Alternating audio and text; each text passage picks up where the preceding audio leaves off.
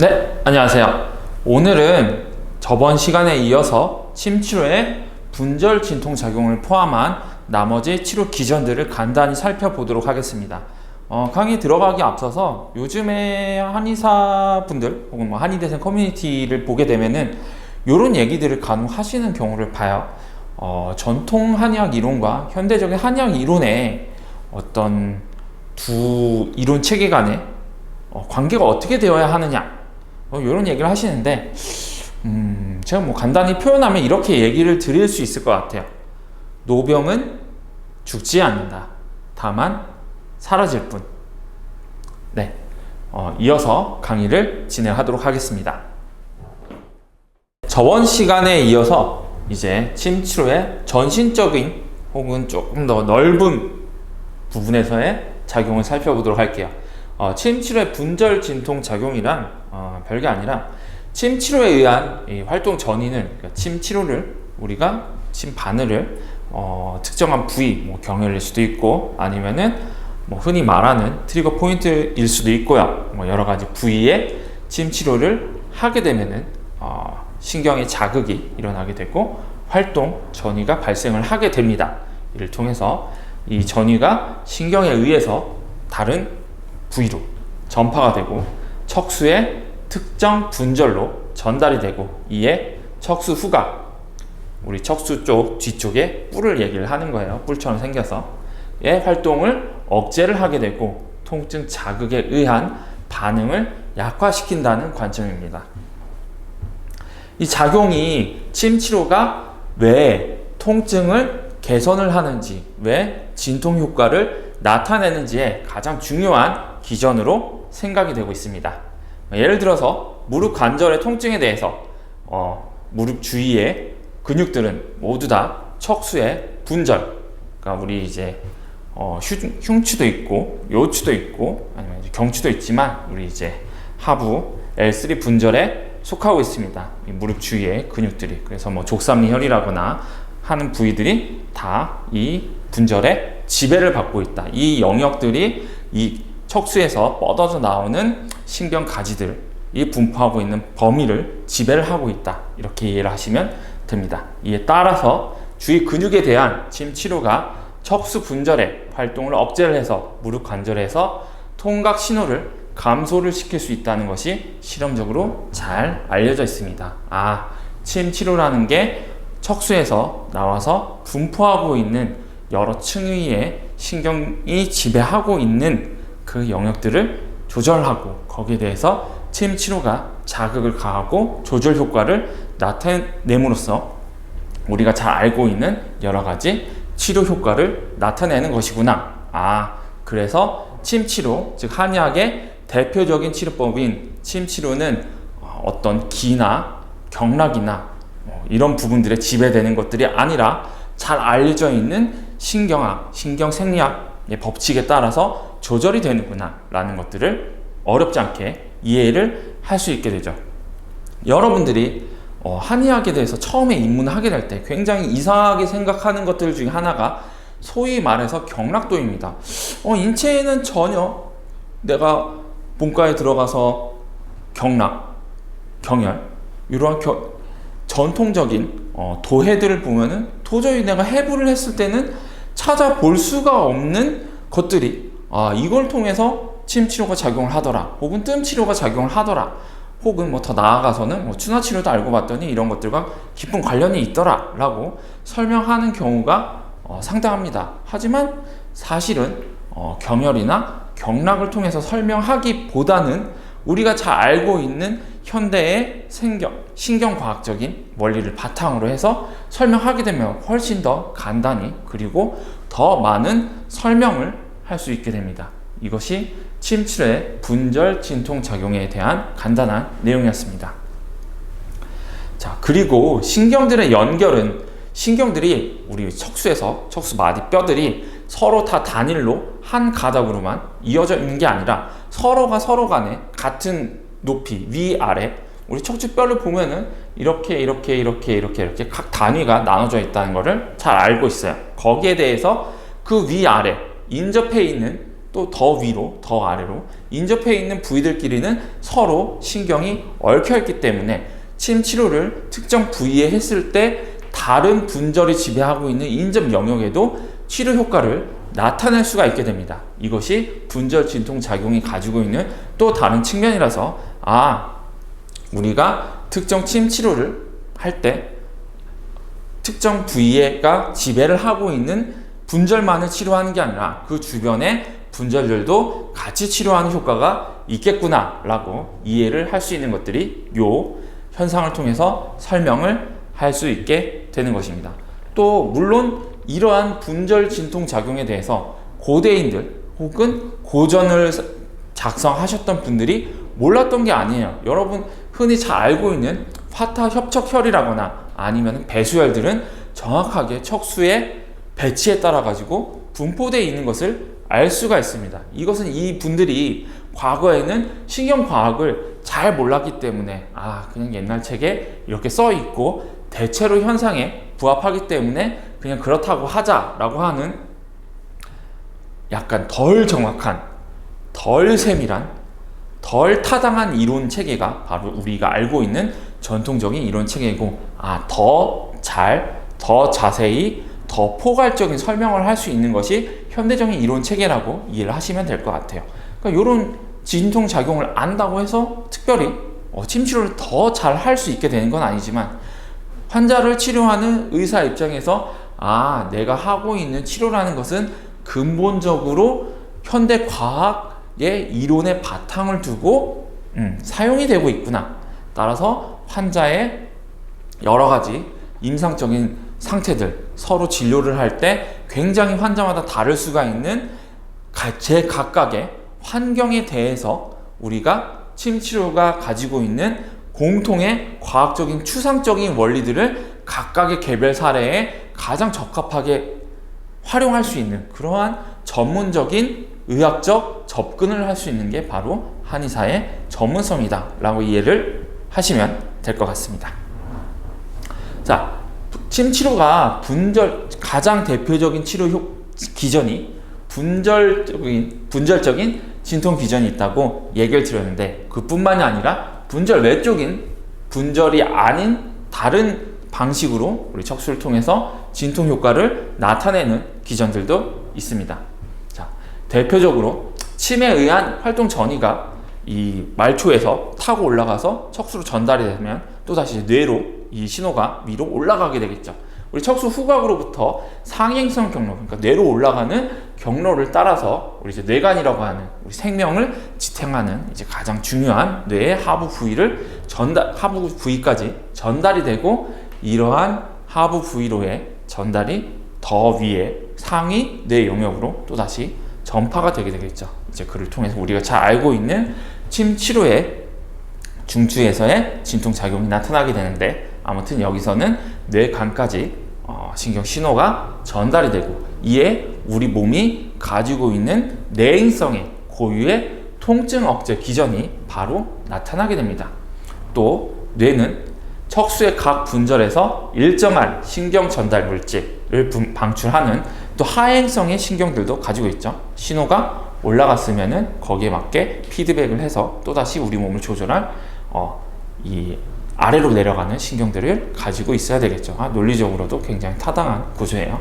이런 신경들을 거느리고 있어서 통증을 억제하도록 여러 가지 기전들을 가지고 있습니다. 이 부분들은 이어질 후반부의 강의들에서 본격적으로 다룰 것이고요. 여기서는 이러한 대체적으로 작용하는 기전들이 밝혀져 있구나 정도로만 이해를 하시면 될 것 같습니다. 이를 통해서 통증을 억제할 수 있는데 이 기전을 분절 외적인 진통 기전이라고 이야기를 합니다. 자, 분절 외적 진통 효과는 그 효과가 단일 분절에 제한된 게 아니기 때문에 말 그대로 머리 밑으로 전신에 대해서 작용을 할 수가 있기 때문에 침 치료에 의한 진통 효과는 이 분절에 대해서 좀 더 특이적으로 작용을 하는 효과에 비해서 다소 좀 효과가 떨어질 수도 있지만 전신적으로 작용을 할 수가 있기 때문에 여러 가지 통증 상태를 동시에 개선한다거나 하는 효과를 얻을 수가 있게 됩니다. 자, 분절 외적인 진통에 있어서는 특정 부위보다는 전신에 대해서 적절한 자극을 가하는 것이 중요하다고 하는데, 우리가 잘 알고 있는 것처럼 사관혈 같이 굉장히 신경 자극이 강한, 사관혈이라고 하면 잘 모르는 분도 있을 수도 있으니까 합곡이나 태충 같이 여러분들이 경혈학 시간에 배울 혹은 배운 이러한 부위들은 상당히 신경이 많이 분포하고 있고, 거기 침을 놓게 되면은 당연히 많이 아픕니다. 이러한 자극을 하게 되면은 여러 가지 효과들이 있을 수도 있어요. 소화기를 조절하는 기능도 있고, 오히려 그런 작용들이 더 잘 알려져 있긴 한데, 이러한 적절한 자극을 가하게 되면 우리 몸에서 이러한 분절 외적 진통 기전의 하나인 하행성 신경을 통한 진통 효과가 발휘가 돼서, 물론 뇌에서의 어떤 진통 효과도 있겠지만, 이를 통해서 통증이 사라지더라, 통증이 개선이 되더라, 손에다 침을 놨는데 허리 통증도 좋아지더라, 이런 것들이 이러한 기전을 통해서 효과를 나타낼 수도 있게 됩니다. 물론 또 손에 침을 놓은 게 허리가 좋아진다는 게 또 요걸로만 설명할 수 있는 게 아니고, 침 치료는 굉장히 전신적으로 작용을 하는데, 우리가 이 전체를 통째로 한 번에 딱 봤다고 이해를 할 수가 없기 때문에, 이렇게 조각조각 나눠서 이 경우에는 이렇게 작용을 하고, 또 이런 부분도 있고 저러한 부분이 있어서 이것들을 전체적으로 세분화해서 소위 말해서 환원적으로 하나하나 이렇게 보게 되면은, 이 여러 가지 지식들을 바탕으로 종합적인 우리가 침 치료의 작용이란 이런 것이다 라는 것을 이해를 할 수 있게 됩니다. 그냥 그게 다 경락이 있고 기가 돌아가지고 그냥 이것도 치료하고 저것도 치료하는 거야 라고 하면은, 침 치료는 그냥 만병통치 치료가 돼버리고 말겠죠. 그래서 그럼 대체 왜 그런데, 대체 어떤 이유에서 더 상세하게 설명을 해봐 라고 했을 때, 전통적인 시각에서는 어느 시점을 지나게 되면은 대답을 할 수 있는 게 없어지게 되죠. 현대적인 연구를 통해서 침 치료를 설명하게 되면 훨씬 더 많은 이야기들, 지식들을 전달을 할 수 있게 되고, 우리가 침 치료에 대한 현상도, 우리 몸에서의 치료 반응도 훨씬 더 깊고 자세하게 이해를 할 수 있게 됩니다. 바로 그 깊은 이해 과정이 학문의 발전이다 라고 해도 무방하겠죠. 한의학이 발전을 한다는 건 이와 같은 방향을 통해서 과학적으로 변화해 나가고 더 깊고 자세한 지식을 얻는 과정이다 라고 이해를 해도 무방하겠습니다.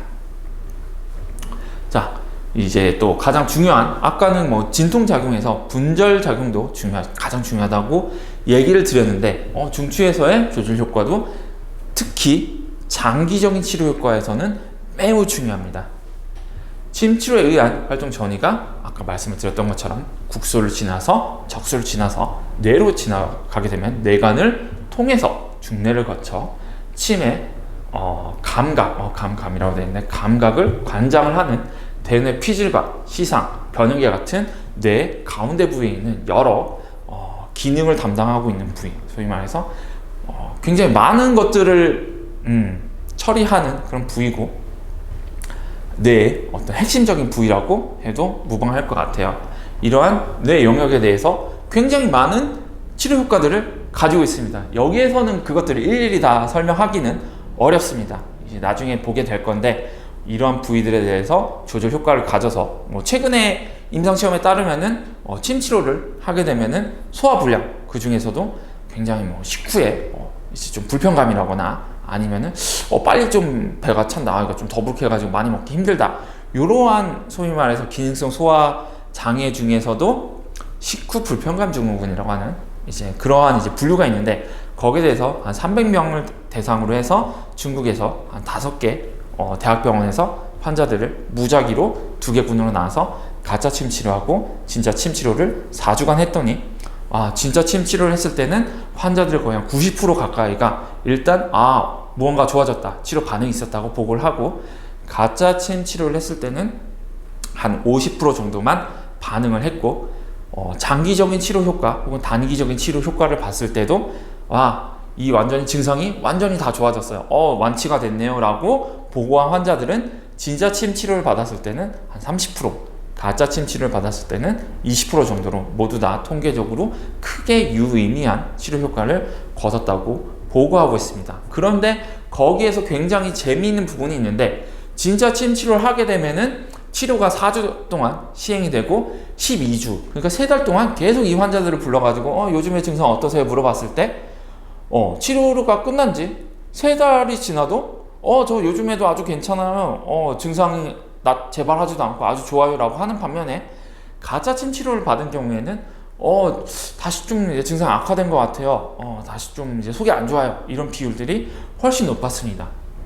그런 효과는 우리 뇌에서 장관과 이 장관의 기능을 담당하는 여러 부위들이 침 치료를 통해서 조절이 됐기 때문이다 라고 해석하는 것이 현재의 한의학의 주요한 어떤 이제 주요 이론 체계라고 할 수가 있을 것 같아요. 이러한 침의 장기적인 효과는 또 얼마 전, 한 1, 2년 전에 테니스 엘보에 대해서, 우리 이제 테니스 많이 치게 되면은 이제 바깥쪽 우리 이제 팔꿈치에 이제 염증이 많이 생기게 돼서 그걸 이제 테니스 엘보라고 하게 되는데, 이제 거기에 대해서도 진짜 침 치료를 하게 되면은 통증이 유의미하게 가짜 침 치료에 비해서 상당히 개선이 되고, 그러한 치료 개선 효과가 상당히 장기간 지속이 되더라 라는 것들이 보고가 되어 있습니다. 그리고 그게 알고 봤더니 뇌에서도 어떤 여러 가지 기능들의 변화와 맞물려서 치료 효과가 나타난 것이다. 그리고 그 치료 효과가 장기간 지속되는 것도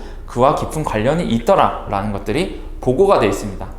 그런 것들은 아주 일반적인 통증 질환에서도 마찬가지예요. 진짜 침 치료하고 가짜 침 치료를 비교를 했을 때 통증의 개선에 있어서 진짜 침 치료의 치료 효과는 가짜 침 치료와 비교를 했을 때 1년 가까이 지속돼서 더 나은 치료 효과를 보장을 하더라 라는 것들이 있습니다. 그 이유가 이러한 뇌에서의 여러 가지 뇌 영역들의 기능을 조절함으로써, 물론 아직은 대체 왜 그럴까 잘 모릅니다. 그래서 그냥 하나하나씩 떼서 이렇게 보고, 그냥 전반적으로 패턴이 이렇게 달라졌구나, 뇌 대사가 어떻게 바뀌었구나, 뇌에서의 어떤 이제 기능 활성도가 어떻게 바뀌었구나, 신경과학 이론에 비춰봤을 때 이와 뭐 관련이 있을 것이다, 어떤 부위가 뭐 어떤 기능을 담당하기 때문에 거기에 대한 활성이 뭐 감소를 하거나 증가를 했다고 한다면은 침 치료가 거기에 작용을 해서 치료 효과를 나타냈을 것이다. 예를 들어서 아까 말씀을 드렸던 뭐 소화기 관련 이제 질환에 있어서는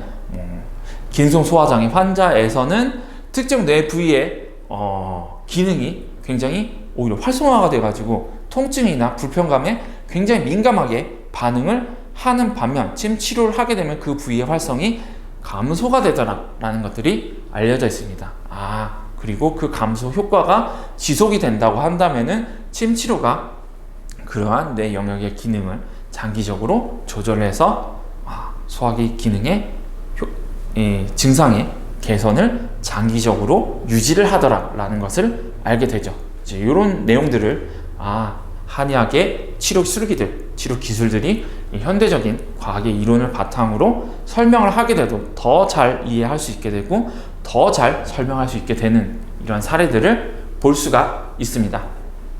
자, 또 밑에 보시면 침 치료에 의한 전신적인 진정 효과, 삶의 질 개선, 항불안 효과, 항우울 효과, 또 더 나아가서는 소화기계의 오심이나 구역감이나 같은 여러 가지 내과적인 증상의 개선, 또 자율신경계 관련 증상의 호전, 그리고 신경체액성 활동이라고 하는 우리 뇌하수체, 시상하부, 부신과 같은 스트레스 반응에 밀접하게 반응을 하는 그러한 체계 조절을 통해서 침 치료가 전신적인 치료 효과를 나타내는 것들, 그것이 중추에서의 조절 효과와 밀접한 관련이 있다. 우리 몸에 우리가 스트레스를 받고 있다, 위협을 받고 있다고 한다면은 제가 방금 전에 말씀을 드렸던 시상하부 뇌하수체 부신이라고 하는 뇌분비 축을 바탕으로 해서 우리 몸이 소위 말해서 싸울 것이냐 도망칠 것이냐 하는 여러 가지 반응들을 나타내게 되는데, 이런 부분들은 나중에 또 여러분들이 배우게 될 면역학적인 반응과 깊은 관련이 있고, 또 이러한 반응들이 급성의 반응뿐만이 아니라 만성적인 반응과도 밀접한 관련이 되어 있어서 고혈압이라거나 당뇨라거나 비만이라거나 혹은 수많은 신경정신 질환이나 그 외에 수많은 내과적 질환들이 이런 신경과 이 내분비와 면역계와의 상호작용을 통해서 질병이 발생을 하게 되거나 악화가 된다라는 것들을 알게 됩니다. 여기에 대해서 침 치료는 특히 신경계를 중심으로 해서 작용하는 치료 술기다라고 이해하시면 될 것 같고, 여기서는 깊게는 안 다루겠지만 나중에 여러분이 한약을 공부하게 되실 때 가장 한 가지만 알아두시면 되는 게, 한약이라는 것은 신경계와 상호작용을 하는 면역계를 조절을 함으로써 다양한 치료 효과를 나타내게 되는구나. 한약으로 직접적으로 호르몬을 조절하는 것은 없어요. 그래도 두 가지 신경계와 면역계를 치료하는 기술들이 한약이 어떻게 보면은 두 메인 치료의 축을 이루고 있다라고 이해를 하시면은, 근데 예전에는 호르몬을 어떻게 만들 수가 없었기 때문에, 물론 이제 호르몬 유사 성분들을 함유한 한약들이 상당히 있고, 그런 것들이 보신지제라고 신장을 보호하는 그런 약들이나 라는 식으로 있기 때문에, 어떻게 보면 전통적으로도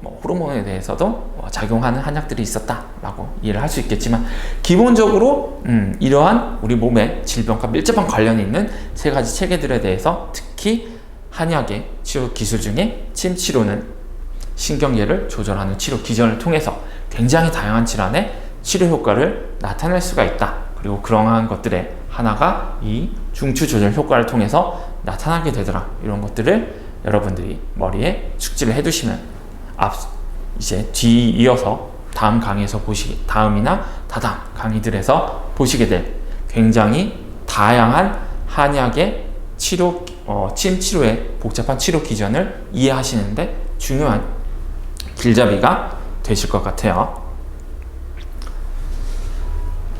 자, 그리고 침 치료의 중추 조절 효과는 말씀드린 것처럼 특정 부위, 이제 팔이 아프니까 팔에 놓고, 무릎이 아프니까 무릎에 놓고, 이런 것들을 조금 더 넘어서서 자극의 종류, 이게 어떤 약한 자극이냐, 강한 자극이냐, 전기침이라고 한다면은 주파수가 저빈도냐, 아니면은 고빈도냐, 혹은 뜬 치료라고 한다면은 온도가 어느 정도가 되느냐, 이런 것들에 영향을 받는 것으로 생각이 되고 있습니다. 이런 내용들이 그냥 한 줄 한 줄 이렇게 써 있긴 하지만, 이 한 줄이 나오기 위해서 굉장히 많은 우리 생리학 실험들이 진행이 됐다고 이해를 하시면 될 것 같아요.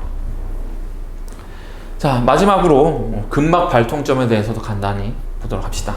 골절이나 인대, 건 손상과 같은 구조적 손상과는 다르게 근육의 통증에 대해서는 사실 이거 눈으로 봤을 때는 그렇게 명확하지 않기 때문에, 우리 연부 조직이라고 하는 이러한 여러 가지 이 뼈를 제외한 조직의 손상에 대해서는 아직 그렇게 생각보다 치료법이나 이에 대한 여러 가지 이해가 부족합니다. 이제 근육 손상도 하지만 여러분들이 실제 운동 선수들만 봐도 골절이 아닌데도 불구하고 굉장히 치료 기간이 오래 걸리는 경우들을 많이 보죠. 근육 손상이라고 할지라도 이제 다른 인대나 건 손상 혹은 골절에 맞먹는 치료 기간이 필요하고, 심지어는 여러 가지 기전들, 특히 만성 통증과 관련이 되어 있는 우리 신경계의 감작을 통해서 굉장히 중대한 손상으로 이어질 수가 있어서 관심이 필요한 질환 분야의 하나고, 여기에 대해서 특히 환자분들이 한의학의 독보적인 치료 효과에 대해서 밀접한이라기보다는 굉장히 친숙한 그런 인식들을 가지고 계십니다. 여기에 대해서 추나 치료도 같이 더 들어가서 설명을 드릴 수도 있는데, 여기서는 우선은 침 치료를 설명하는 강의이기 때문에 침 치료에 대해서만 설명을 드리도록 할게요. 자, 우리 이제 근섬유가, 이제 근육이라는 거는 더 상세히 이렇게 보면은 섬유 조직처럼 이렇게 마치 옷의 섬유처럼 이렇게 조직이 이렇게 섬유 조직으로 이렇게 돼 있습니다. 나중에 여기서는 그냥 말로만 설명을 드리지만 뒤이어서 본격적인 강의가 진행이 되면은 다 그림을 통해서 설명을 드리도록 할게요. 이제 이런 것들이 섬유들이 엉키고 꼬여서 통증이 발생을 한다라고 보는 이론이 이제 트리거 포인트 이론입니다. 근데 이 이론이 좀 그럴듯하죠. 뭔가 이제 근섬유에 문제가 있으니까 근육에 통증이 생기겠지, 만성적인 통증이 생기겠지. 그리고 그게 우리가 알고 있는 명확한 문제가 있으니까 거기에 대해서 찔러서 그 부위를 파괴를 하면, 그러니까 잘못된 섬유를 이렇게 제거를 하게 되면은 이 사람의 통증이 사라지게 될 거야 라고 누군가 발상을 해서 그런 거야 라고 얘기를 할 수가 있을 것 같습니다. 그래서 이런 이론을 좋아하시는 분들은 근섬유의 이런 이제 긴장된 띠 혹은 뭐 이제 초음파나 이런 걸로 봤을 때 정말 이제 통증이 있는 사람들에서는 이러한 현상들이 발견이 되더라 라고 얘기를 하고 있어요.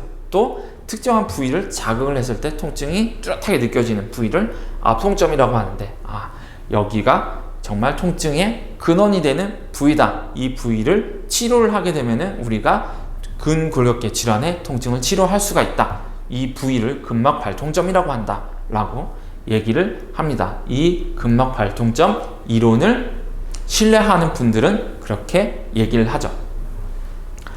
이 근막발통점은 일반적인 발통점, 그러니까 우리가 그냥 눌렀을 때 아픈 부위보다는 조금 더 체계화되고 예측 가능하고 명확하게 확인을 할 수 있는 부위들을 여러 가지 체계들을 통해서 설명하고 있는 이론이라고 보시면 돼요. 통증이 발생한 부위보다 조금 떨어져 있는 부위에 대해서 자극을 하고 그거에 따라 가지고 우리가 예측할 수 있는 부위에 진통 효과가 나타난다거나, 혹은 이러한 부위의 통증은 항상 유사한 방법으로, 유사한 모습으로 나타나더라 라고 하는 우리 사이먼 트라벨스의 책을 보면은 잘 알려져 있는 여러 가지 그림의 도식이 있는데, 그러한 명확한 패턴의 통증에 대해서 우리가 잘 알고 있는 특정 부위에 침을 찔러 넣게 되면은 통증이 사라지더라 라고 이렇게 믿어지고 있습니다. 그러한 체계들을 근막 발통점이라고 하죠. 또 이제 이 근막 발통점 이론에 따르면은 근육의 신장이나 수축 관련한 여러 가지 기능들의 제한이 발생을 할 수가 있게 되더라 라고 말이 되고 있습니다. 그런데 이 문제가 뭐냐면은 여러 가지 연구들이 진행이 되는데, 일단 트리거 포인트를 명확하게 진단을 할 수 있다고 주장은 많이들 하지만, 그러한 주장들을 담은 논문들은 대부분 10명, 5명 이렇게 해가지고 해봤더니 그냥 그러더라, 대조군도 제대로 설정을 안 하는 그런 연구들이 태반이고, 초음파로 진단을 했다, 아니면은 체계적으로 훈련을 받은 의사가 진단을 했다, 자기 손으로, 이런 보고들이 여러 개 있는데 다 신뢰성이 떨어지거나, 이걸 가지고 이 생전 보지도 못한 내가 이제 해부학적인 병리나 아니면 여러 가지 조직 병리나 이런 부분으로서는 도저히 관찰을 할 수 있는데, 니네들은 그냥 이게 임상에서 이런 식으로 치료를 하면 효과가 있다고 하니까 이게 있다고 봐야 되느냐라고 하는 그러한 개념이 되고 있어요. 어떻게 보면 경혈하고도 굉장히 비슷하죠. 경혈도 사실 보면 아무것도 없습니다. 여러분들이 경혈학 시간에 보면은 실제 카드바를 놓고 이렇게 봤을 때 여기 없는데 왜 그러지? 그래도 보면 주변에 뭔가 문제가 있을 법한 그런 신경들이 영향을 미칠 법한 신경이 주변에 지나간다거나, 아니면은 근육의 특정 부위와 깊은 관련이 있구나 정도는 이해는 할 수가 있겠지만, 실제로 근데 이 이론은 이 결절도 있어야 되고 띠도 있어야 되고 이런 것도 다 있어야 되는데 관찰이 잘 안 되거나 재현이 안 되고 있습니다. 아직은 그래서 과학적으로 신뢰를 하기는 이론 체계다 라는 것들이 근막 발통점의 현실입니다. 이렇게 보면 여러분들이 사실 근육학이나 사이먼 트라벨 책들이 생각보다는 그렇게 영추나 친구 대성 같은 책보다 더 신뢰할 수 있느냐에 대해서는 반드시 그런 건 아니다 라고 알아두시면 좋을 것 같아요. 근막 발통점 이론은 앞서 말씀드린 침 치료의 작용 기전과 다소 분리를 해서 봐야 되고, 나는 침을 현대적으로 공부했어요 라고 하시는 분들이 결코 이 앞서의 어떤 그런 이론들과 나는 근육학을 공부했기 때문에 이제 침을 현대적으로 쓴다 라고 이해를 해서는 안 된다는 거, 그 정도만 알아두시면 좋을 것 같습니다. 자, 요게 이제 트리거 포인트 관련 이제 내용이고, 이제 제가 이제 측두통이 있고, 항상 목이 뭉치고 목 아프시다는 분들이 임상적으로 이런 식으로 통증이 여기가 많이 아파요, 여기가 많이 아파요. 그래서 제가 환자분한테 여기가 목이 많이 아프시네요, 혹시 두통도 같이 아플 때 같이 오지 않나요 하면은 많이 같이 그래요 라고 하시는 분들이 계세요. 거기에 대해서 침 치료를 이렇게 하게 되면은 두통이 좀 사라지는 것 같아요, 목이 많이 좋아졌어요, 이런 얘기를 하시는데 임상에서는 저도 이런 패턴을 따라서 진료를 많이 하고 효과도 자주 보고는 합니다. 그런데 문제는 아까 앞서서 살펴봤던 이런 것들을 찾아볼 수가 없다는 거죠. 그래서 좀 난감한 부분이 있다.